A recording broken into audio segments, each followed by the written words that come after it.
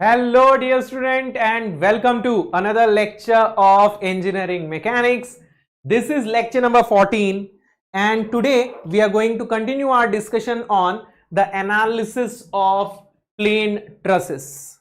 So this is the second lecture on trusses, and before we start today's lecture, let's solve the assignment problem that I gave you in the last class. So this was the assignment question. For the truss shown in figure, magnitude of the force in member PR and the support reaction at R are respectively. So here we have another very basic truss of three members PQ, QR and PR. In this particular question, we need to find the support reaction as well as the force in a member. So first of all, let's find the support reaction, okay? So in order to find the support reactions, we are going to draw the free body diagram of the entire truss. Means we are not going to draw the FBD of joint, we will consider the entire truss. So this is the entire truss. If I remove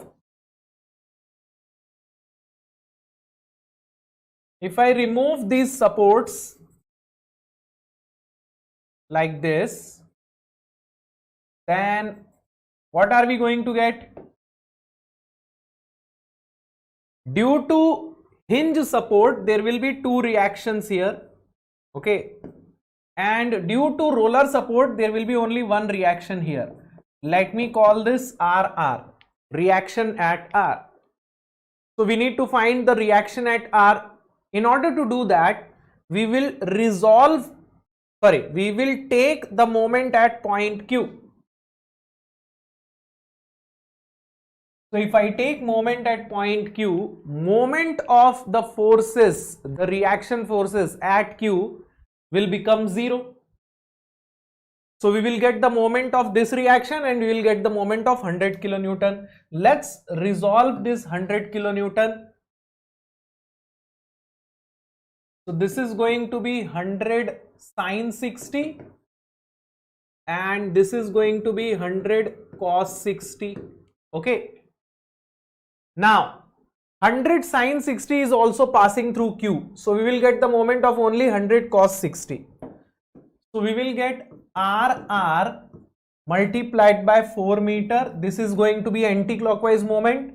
100 cos 60's moment will be clockwise, so it will become 100 cos 60 multiplied by, this will also be 4 meters because this angle is 45, right? So this is 4 meter, this will also be 4 meter. So this is going to be 100 cos 60 multiplied by 4 equal to 0. 4 and 4 will be cancelled. RR will be 100 cos 60. Cos 60 is 1 by 2. So RR will be 50 kilonewton. So we have got the reaction at support R, 50 kilonewton. Okay. Now we need to find the force in member PR, and in order to do that, we will draw the free body diagram of joint R. Okay, so let's draw the free body diagram of joint R. So this is joint R. It is subjected to the reaction force from the support, which we have already calculated, 50 kilonewton. Then there is force in member PR and then there is force in member QR. So this is 50 force in PR and force in QR, and this angle is 45 degree. Now, in order to find the force in member PR, we are going to apply summation of Fy equal to 0. So it is going to be FPR sine 45 plus 50 equal to 0. So FPR will be equal to 50 divided by sine 45 means minus 50 root 2 and minus 50 root 2 will be equal to how much? 70.71. So FPR will be minus 70.71 kilonewton. So I have assumed the force in PR to be tensile, right? And I am getting a negative answer. So this is compressive. So force in member PR is 70.71 kilonewton compressive. So the answer will be 70.71 and 50 kilonewton means C. This was the question in GATE 2015. Okay, chalo. So let's move on to today's lecture. Now today we are going to talk about perfect truss. Then we are also going to talk about zero force members, very important topic when it comes to truss. Lot of questions recently have been on finding zero force members. And then we will see another method of solving problems of truss, which is method of sections. Okay, so let's talk about perfect truss. What do we mean by a perfect truss? What do we mean by a truss which is perfect? A perfect truss is a truss which has just enough number of members to keep the truss in equilibrium, to keep the truss stable. See, ultimately our aim is to support heavy loads, right? We are building this truss in order to support heavy loads. When these loads are acting on these structures, they should not collapse. They should be stable. Means they should be in equilibrium, right? In order to keep this structure in equilibrium, we need certain number of members. For example, let's say in a particular case, in order to keep the truss in equilibrium, we need 10 members. If you keep less than 10 members, means 8 members, 9 members, 7 members, the truss will be unstable. It will collapse. Once you apply the force, the truss will collapse. But if you keep equal to 10 or more than 10 members, it will remain stable. Now, you can keep the number of members 10 or greater than 10. 10 is the minimum number of members to keep the truss in equilibrium. If it has 10 members, then it is going to be a perfect truss. You can keep more than 10 members, no problem, but it will not be perfect. Perfect means it has just enough number of members to keep the truss in equilibrium. So if it needs 10 members to be in equilibrium, it has 10 members, not less than 10, not more than 10. Okay. So I hope you understand the meaning of being perfect. Now understand this. A perfect truss is statically determinate. What do we mean by statically determinate? Statically determinate means that the number of unknown reactions are equal to the number of equilibrium equations. So you can find all the unknown forces just by applying equilibrium equations. So that is statically determinate. Okay. If the truss is perfect truss, it is statically determinate, and if the number of members are greater than the required numbers, I told you, right, if it needs 10 members to be in equilibrium and you have 10 members, it's perfect. But that doesn't mean that it cannot have more than 10 members. You can have 11, 12, 13 members also. In some cases we do that. Why do we do that?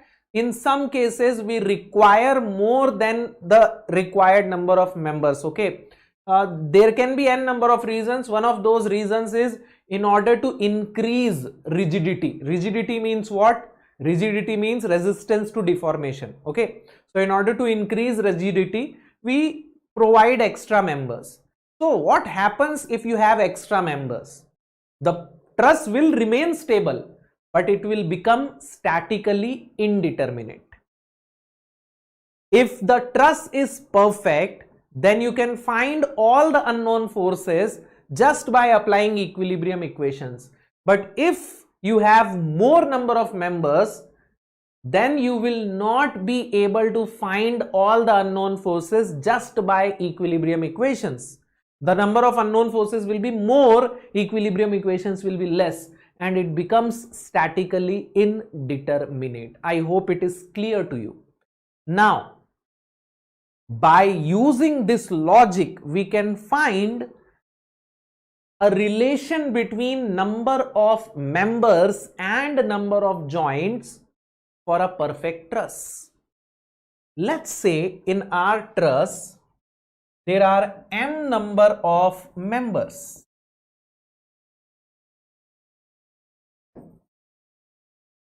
Okay,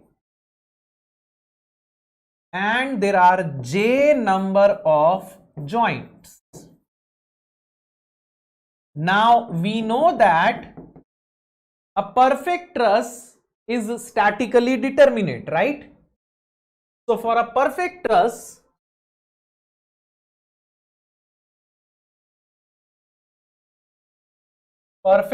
means statically determinate.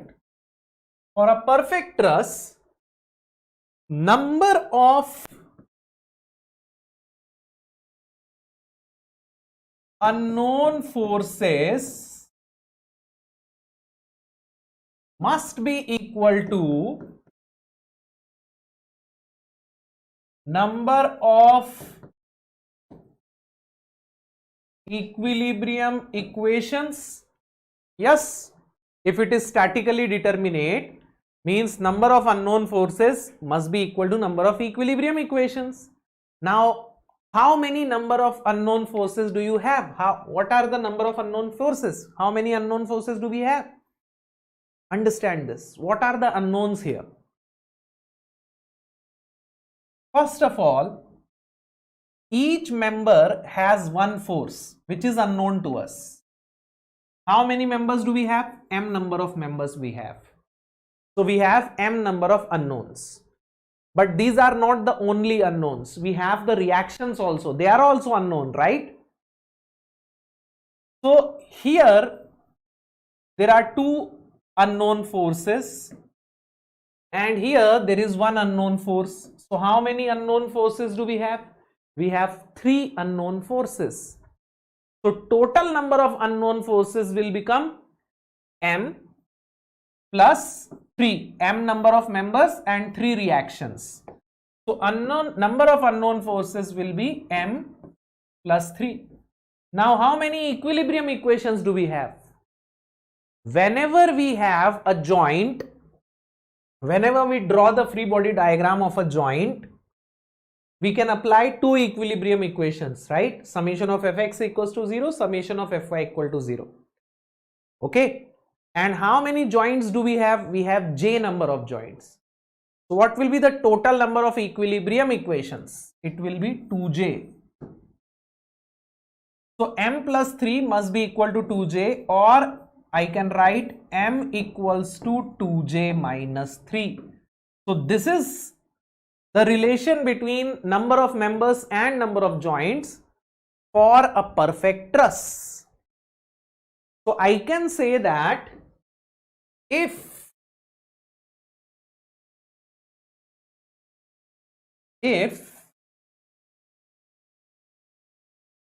m is equal to 2j minus 3, then it is a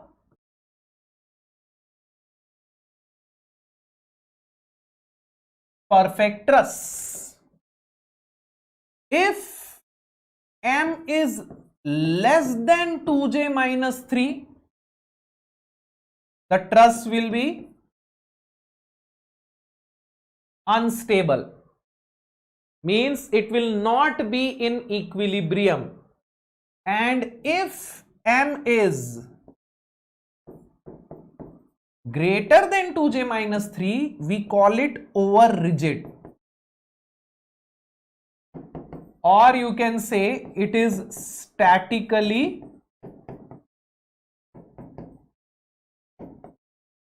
indeterminate. Okay. So these are the 3 cases If the number of members are equal to 2j minus 3, it's perfect. Less number of members means it will not be in equilibrium. The moment you apply force, it will collapse. And more number of members means it will be in equilibrium. No issue with that. It will remain stable.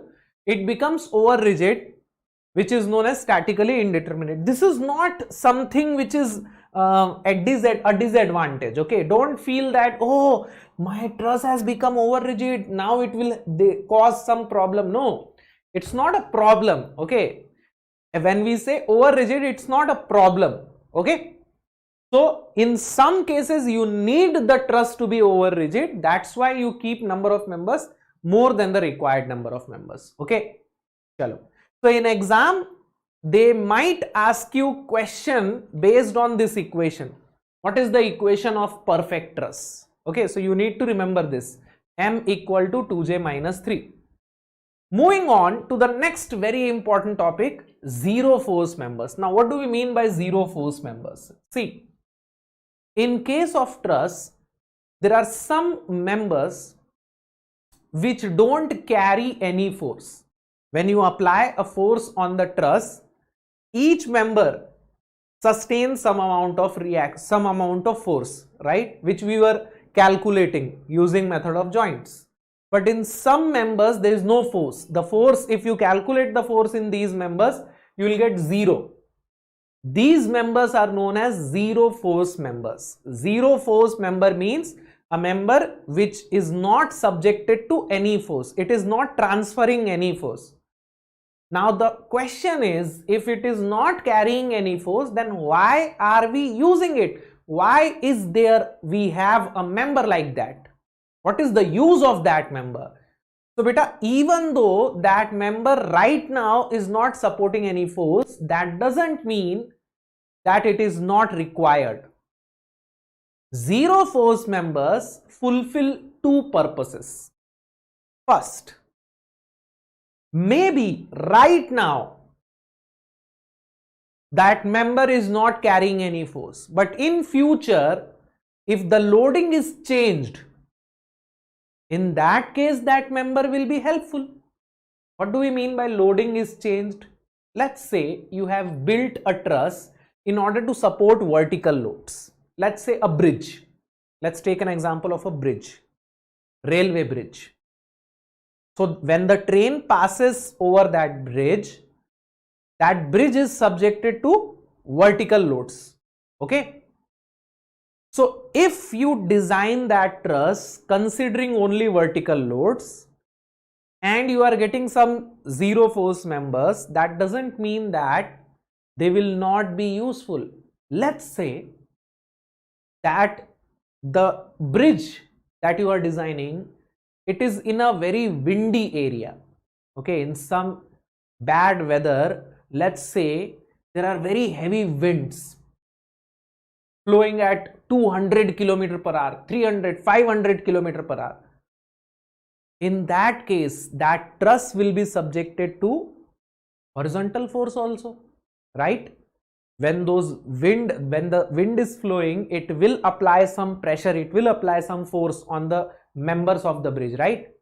They are subjected to horizontal force. So if you consider vertical forces only, then that member is a zero force member. But when there is a horizontal force, maybe it will be helpful. So maybe the designer has placed that zero force member for these type of loads. So if the load changes, then these zero force members come into picture. This is the first purpose. Second purpose, what happens is, if a member is very long and it is subjected to compressive force, it may become unstable due to buckling. Do you know what is buckling? See, I will not tell you in detail what is buckling, because this is something you will understand in strength of materials in very detail, okay, when we will study the chapter of columns. But I will just give you one example of buckling. Let's say this is a very long member, okay. If I apply compressive force and if I keep increasing this force, there is a moment when this member becomes like this. Can you see? This is known as buckling. Why does this happen? Because these long members, when they are subjected to more than a particular amount of compressive force, they become unstable and they buckle like this, they bend like this. Okay. So you cannot have very long members like this.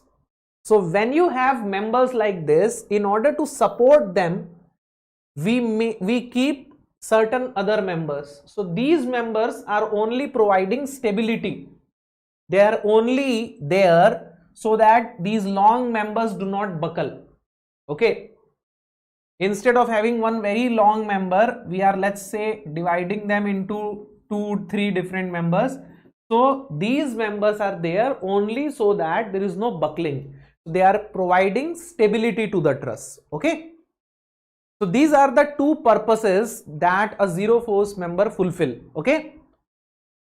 Now, when you analyze a truss, means when you are calculating the forces in each member of truss, if you consider these zero force members also, ultimately you will find the force in these zero force members 0, right? But they will increase your calculation time. So in order to save the calculation time, what we do is, before we start solving problems of truss, we identify these zero force members and we remove them, because anyhow the force in these members is 0, right? So if you see that, okay, this is a zero force member, you remove that zero force member and then you apply method of joints or method of section. It doesn't mean that if you don't remove the zero force member and you apply method of joint or method of section, you will get wrong answer. No, you will not get wrong answer, but it will increase your calculation time. Okay, ultimately you will find the force in that member 0. It is increasing your calculation time, unnecessary equations you are solving. So in order to save that time, we identify the zero force members and we remove them before applying method of joint or method of sections. So how do we identify zero force members? In order to identify zero force members just by inspection, we need to remember these 3 cases. Okay, there are 3 cases, case number 1, case number 2, case number 3. By applying these cases, by searching for these cases, we can find zero force members just by inspection. Just by looking at the truss, we can find, okay, this is zero force member, this is zero force member, this is zero force member. Okay, so let's see what are these 3 cases one by one. Okay, case number 1. Let's say at a joint there are 2 non-collinear members. What do we mean by non-collinear? Collinear means same line. Okay, this is one member, this is another member. So they are collinear. This is one member, this is another member, collinear. This is one member, this is another member, collinear. So if there are 2 members at a joint and they are not collinear, means they are like this. Let's say this is your joint.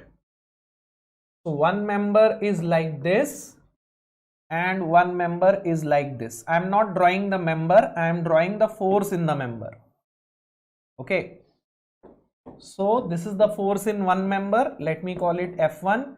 This is the force in second member, let me call it F2. They are not collinear, means there is some angle between them. Okay, and there is no external load on the joint, means there is no reaction force here or no external force here, only 2 members are there. So these 2 members will be zero force member, F1 will be 0 and F2 will also be 0. How? Let's see. If I apply summation of Fy equal to 0 here, if I apply summation of Fy equal to 0 here, what I will get? F2 sine theta equal to 0. Now sin theta will be 0 only if theta is 0, right? But theta right now is not 0. So it means F2 must be 0. And if F2 is 0, then F1 must also be 0. If you apply summation of Fx equals to 0, you will get F1 plus F2 cos theta equal to 0, and F2 is already 0. So F1 will also be 0.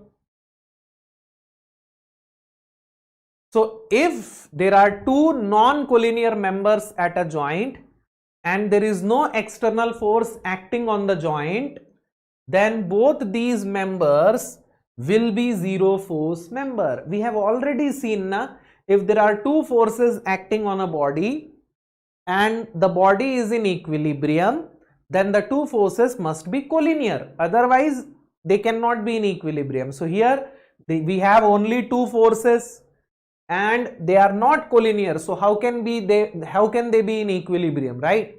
So they must be 0. Okay, so this is case number 1. Let's move on to case number 2.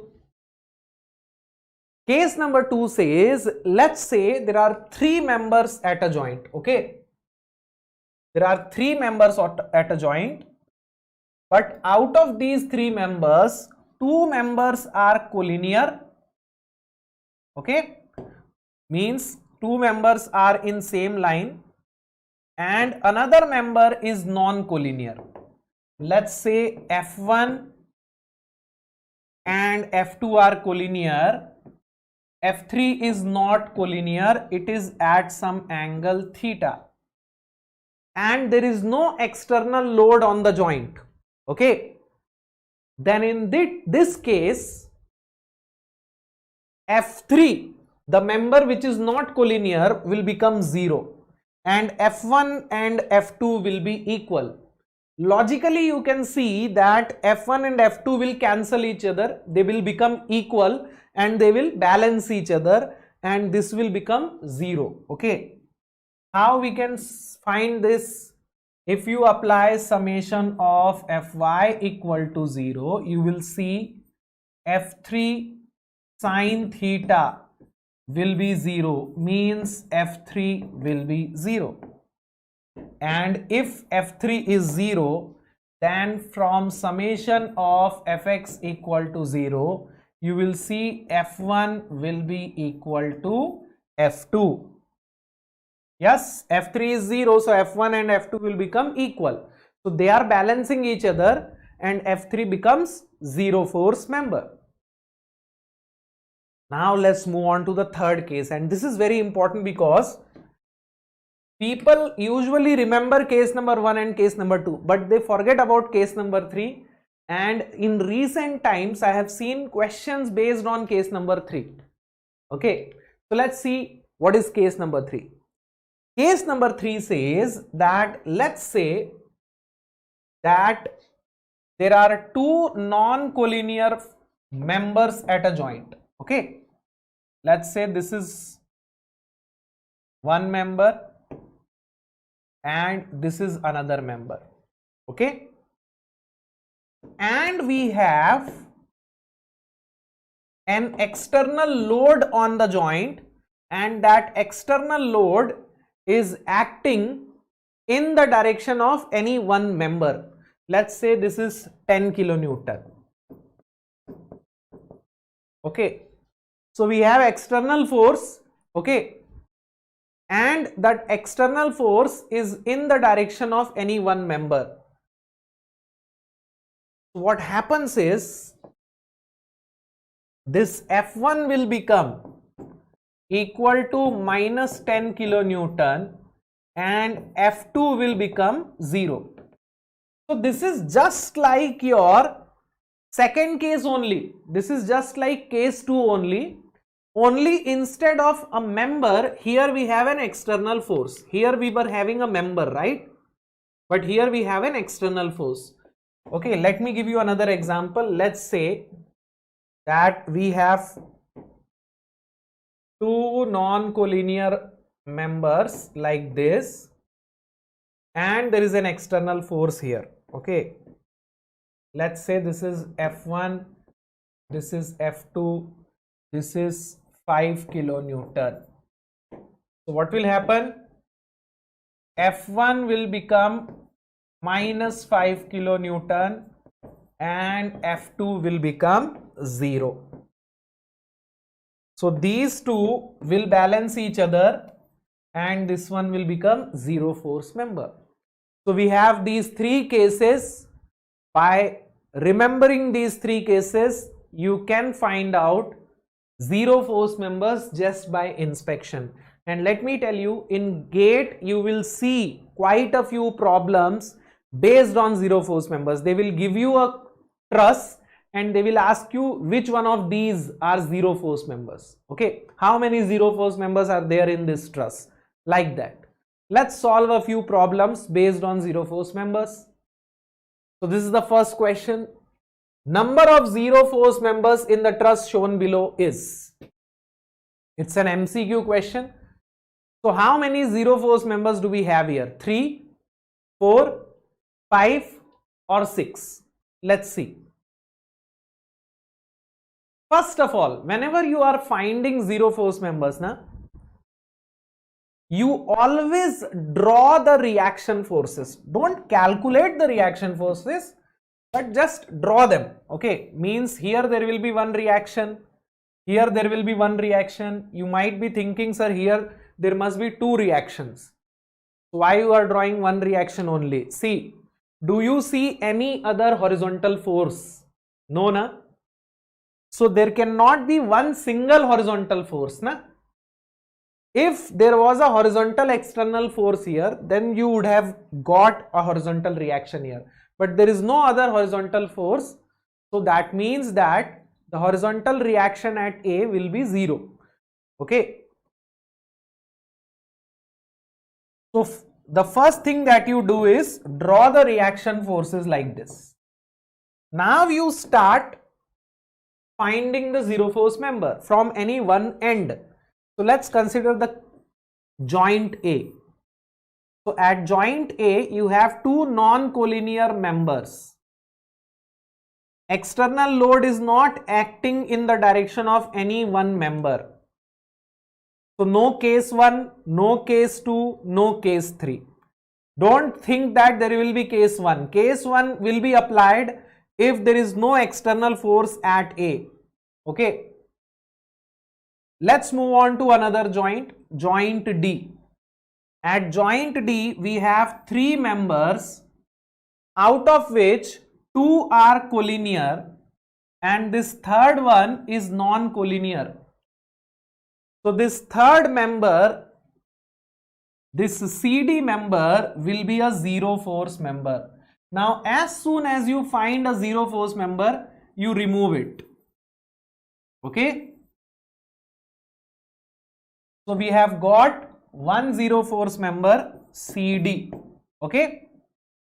These two balance each other and this becomes a 0 force member. Now once you remove CD, look at joint C. At joint C, you have again 3 members, out of which these two AC and EC are collinear, FC is not non-collinear, right?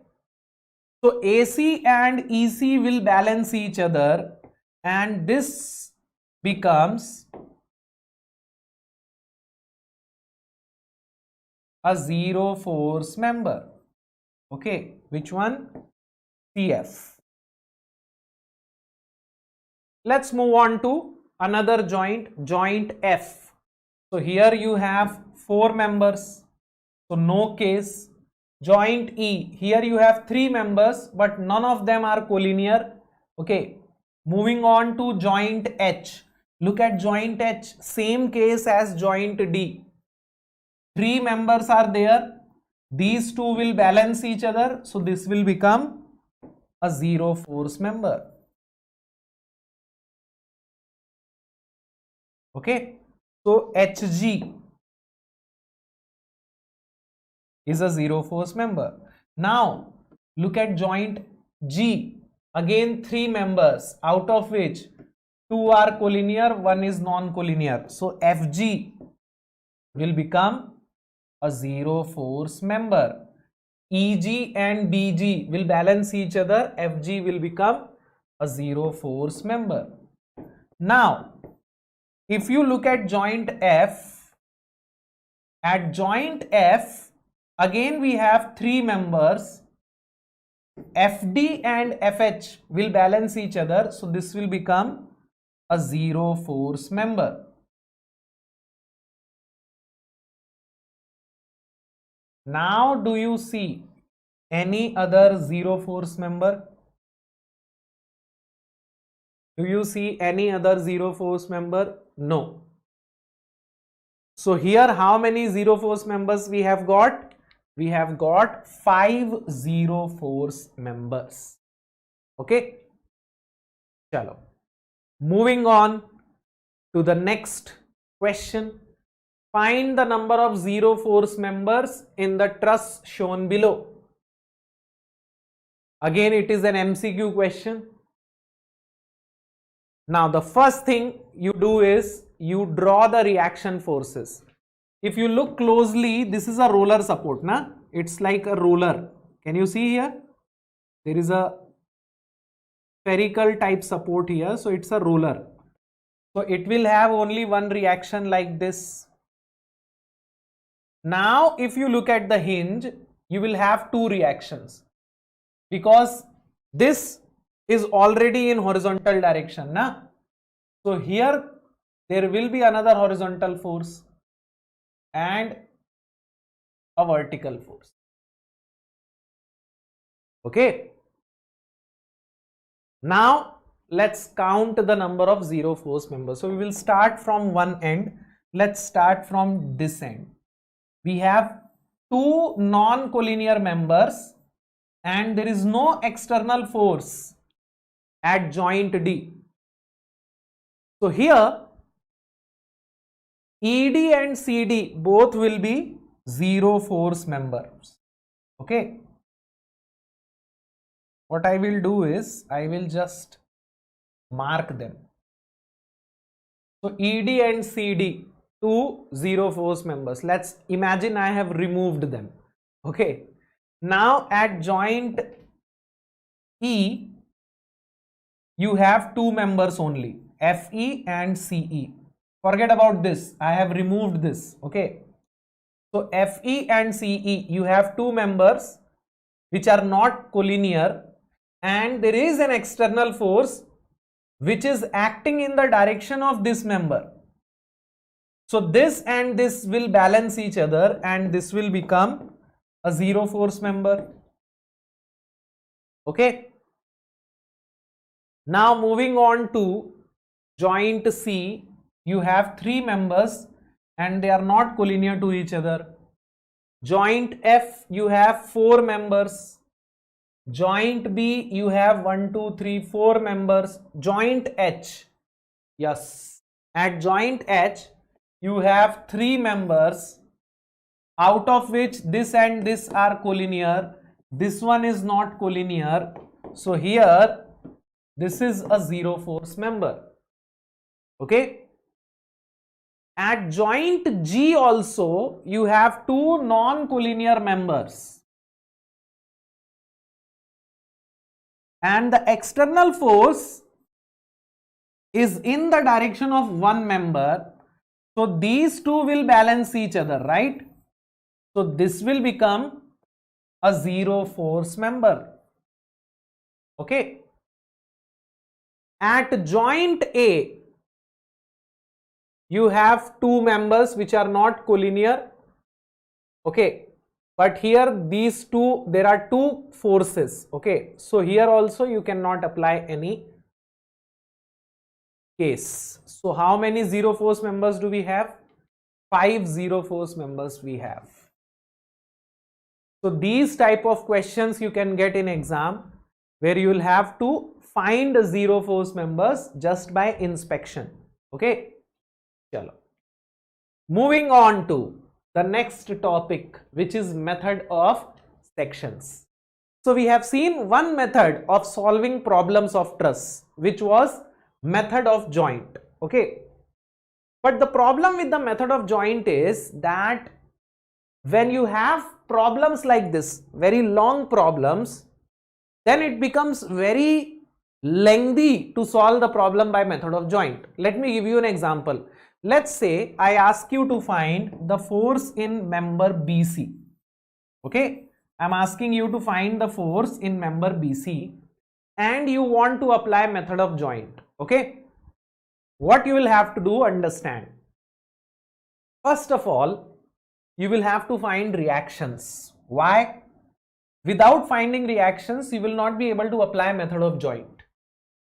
In order to apply method of joints, there must be at least one joint where you have only two unknown forces, because by applying equilibrium equations, you will be able to find only two unknown forces at any joint, right? So if there are three unknown forces at the joint, will you be able to solve the problem by applying equilibrium equations? No. So you must have a joint where there are only two unknown forces. Right now, do you see any joint where there are only two unknown forces? No. So what we will do is we will find the reactions. Once you get the reactions, let's say here you have got the reaction, you have calculated the reaction. Then at joint D you have only two unknown forces, CD and FD. So you will start with joint D. So you will draw the FBD of joint D and you will find CD. Then you will draw the FBD of joint C and you will find BC. So in order to find the force in BC, you had to solve the FBD of joint D as well as joint C. Means you have to apply equilibrium equations on two joints. In some cases, it can further become lengthy. 3 joints, 4 joints you will have to solve. So in these type of problems, we will apply method of sections. Now what do we do in method of sections? Understand. In method of sections, we cut the member in two parts. Sorry, we cut the truss in two parts. Not the member, we cut the truss in two parts using a section. We take a section like this and we cut it in two parts. Now when you cut it in two parts, what happens is this section is passing through the member EF, BF and BC, right? So it will cut them, and if you cut them, then these members will be exposed. So you will have force in these members. Right now, if I draw the FBD of this entire truss when it is in a single piece, I will not show the force in any member. Yes, because these forces are internal forces. When you apply this external force, all the members are subjected to some internal force which we are calculating. When we were calculating the force in the members, those forces are internal forces. They are acting inside the member. Okay. So if you draw the truss as a single body, you don't show the internal forces. You don't show the force in the member. But if you cut the member in two parts, then you will have to show this force. Okay. So what we are going to do is we are going to cut this truss in two parts, and then we will draw the FBD of any one part, either the left part or the right part. Okay. Here I am showing you the FBD of both the parts. If I draw the FBD of both the parts, what I will get here, understand. At A you will get some reaction, and here you have cut these three members now. So these three members will be subjected to force. This is F, E, F. This is F, B, F. And this is F, B, C. And right now I have assumed the forces to be tensile. Can you see? these forces are going away from the member. They are pulling the member. So these forces are what? Tensile. I have assumed these forces to be tensile. Okay. So this is the FBD of the left part. You can also draw the FBD of the right part. If you draw the FBD of right part, there will be one reaction here. Okay. Now this will be force BC. This will be force BF and this will be force EF. Okay. Now you can either solve the FBD of left side or right side. What you need to find? You need to find force in member BC. So either solve this FBD or this FBD by applying equilibrium equation. So here you will not draw the FBD of joint. Here you will draw the FBD of any one part of truss. You will split the truss into two and then you will solve the FBD of any one part. Now, what is the criteria of taking this section? First, the section must cut the truss in two parts. You cannot do this. I want to find the force in member BF, so I will only cut BF. No, you cannot do that. You will have to cut this entire truss into two parts. It must become two trusses. You will have to cut it like this or like this. You can cut it like any way you want. Okay. It is not even necessary to cut using a straight section. In some cases we take section like this. It doesn't matter, but the truss must be divided into two parts. This is the first criteria. Second criteria, you have to cut the member in which you want to find the force. If you want to find the force in member BF or EF or BC, you will cut it like this. But if you want to find the force in member BE, then you'll have to cut it like something like this. That member must be cut, na? Then only you will get the force in that member and then only you will be able to find the force in that member. Okay. So no other criteria is there. In some cases people think that in some lectures you will find that they are saying it must cut only 3 members or only 2 members. There is no such criteria. It can cut n number of members. It doesn't matter. The only thing is it must divide the truss into two parts. That's it. Okay. Chalo, let's see how you can apply method of sections. This is the first problem that we will solve using method of sections. You see, these are the gusset plates. I told you na, in actual diagrams, in actual cases, you will see these gusset plates, but when we solve the problem, we consider them like pin joints. Okay. For the truss shown in figure, neglecting weight of the members, magnitude of the force in member BC is. They are asking you to find the force in member BC. Okay. Now understand. If I apply method of joint, it becomes very tedious. So I have to solve this problem by method of sections. How I will cut this truss? How I will take the section? I can take the section like this or like this. Okay. No matter which part you will solve, you will have to first find the reactions. If I solve this part, then I will need this reaction. If I solve this part, I will need this reaction, right? So first thing you have to do is find the reactions. Now understand. First of all, there is one roller support here. You will get one reaction here, vertical reaction. Okay.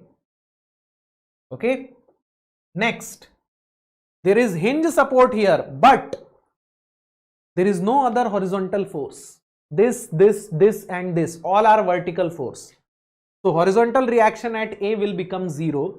You will only get vertical reaction. Okay. Now understand.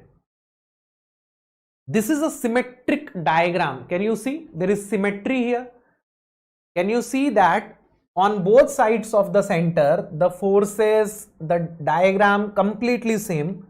So what is the total force? 4, 2, 2. 4 plus 2, 6 plus 2, 8. Divide that by 2. It will become 4 kilonewton and 4 kilonewton. How we are getting this? By using symmetry. Okay. Now understand, we have got the reactions. So we will take the what? Section. Let's cut it like this. Okay, let's cut it like this and let's consider the left part. Okay. So what I am going to do is I am going to draw another diagram, and this time I will just remove the right part. You can consider the left part also, sorry, right part also. It's your choice. Okay, it's your choice whether you want to consider the left part or the right part.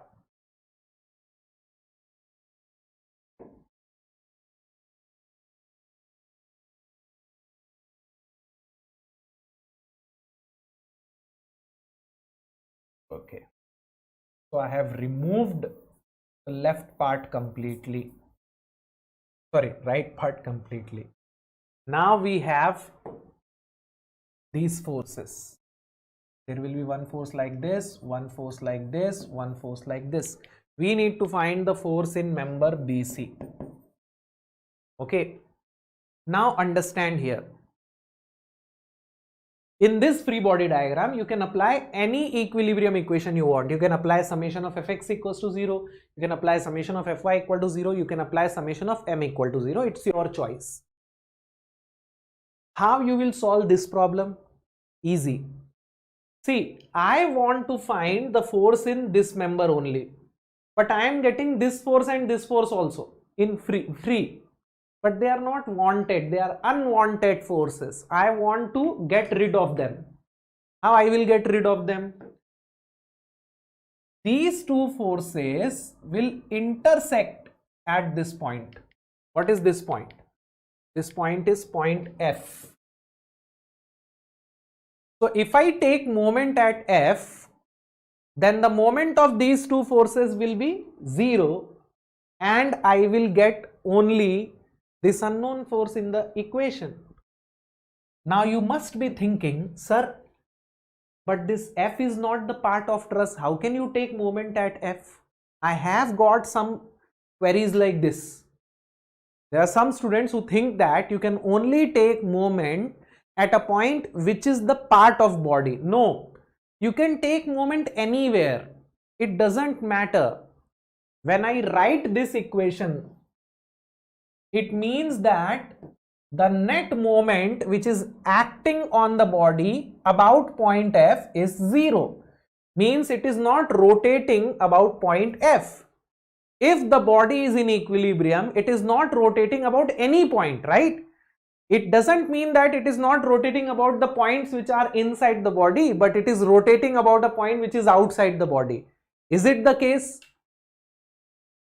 Are you saying that I cannot write summation of mf equal to 0? If that's the case, it means that I am assuming the body is rotating about point F. There is moment about point F, the body is rotating about point F. But no, this body is static. It is not rotating about any point. So you can write this equation about any point. Even if that point is 1 kilometer away from this body, you can take the moment there also.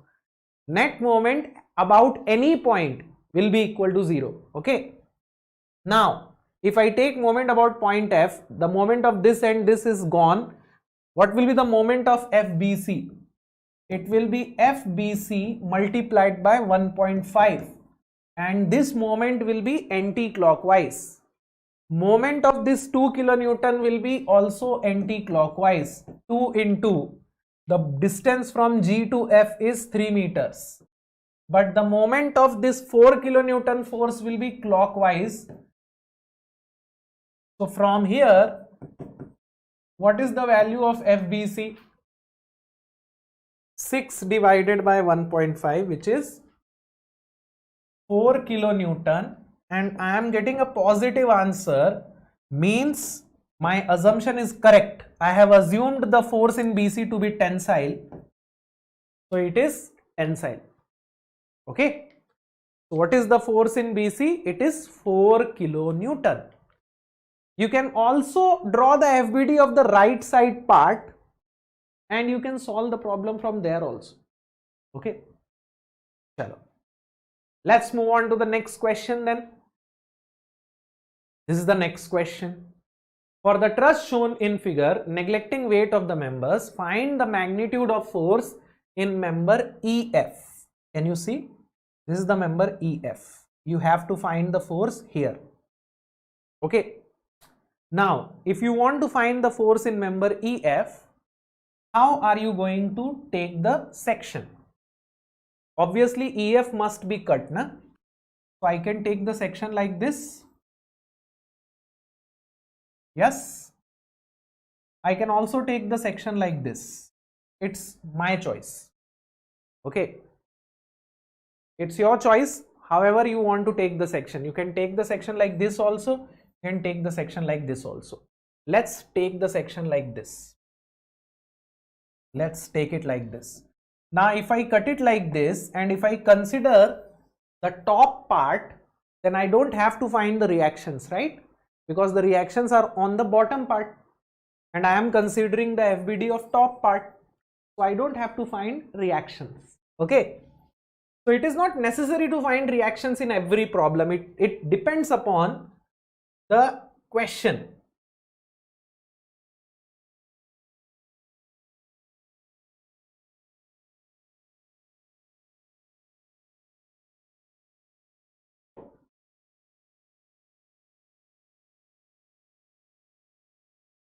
Okay. So I have considered the top part. I will get the force here, here and here. I have to find the force in member EF. These two forces are unwanted. So what I will do, very simple. I will take moment at point B because this force and this force both are passing through point B. So their moment will become 0.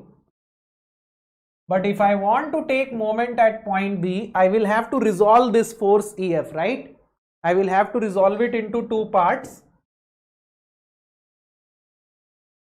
like this. Now what is this angle beta? This angle is 45 degree, right? 2 meter na, so all these angles are 45 degree. Okay. So this is FEF sine 45. The moment of this force will also become 0 because this is also passing through B only. So I will take moment of FEF sine 45. Okay. So I will get FEF sine 45 multiplied by this distance will be 2 and this moment is anti-clockwise. Moment of this 42 kilonewton is also anti-clockwise. It will be 42 multiplied by 2 plus 2. Distance of 42 from B is 4.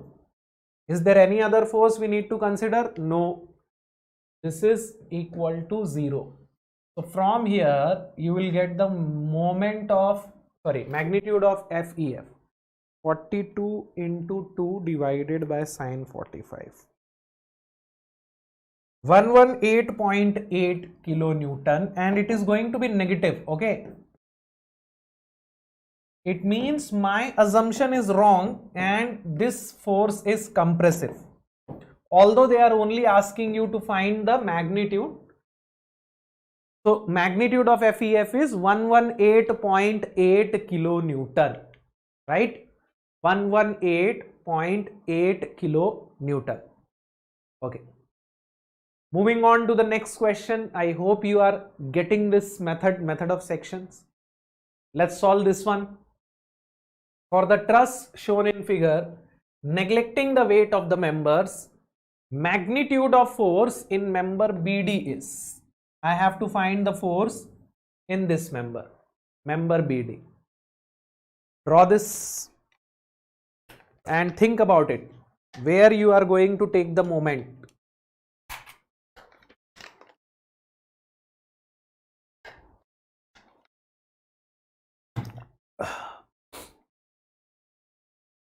So I have to cut this member. That's important.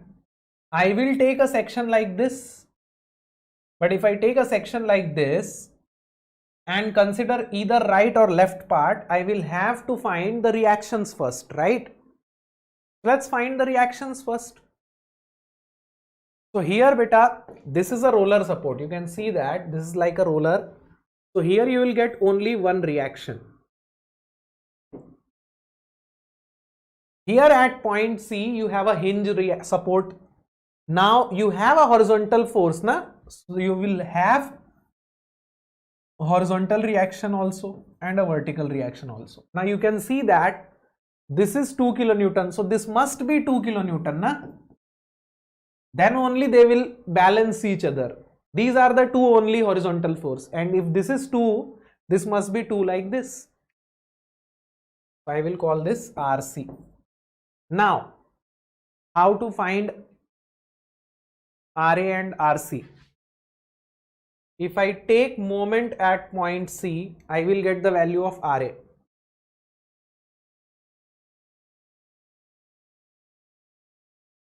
So it will be RA multiplied by 6 minus 2 multiplied by 3 equal to 0. So RA will be 1 kilonewton and I am getting positive value, means my answer is correct. Now I don't need the reaction at C. Okay, I will consider the left part. I will cut it like this and I will consider the left part. Okay. So I am cutting it like this. RA now I have got how much? 1 kilonewton. Na? So I will cut it like this. And now I will consider the left part.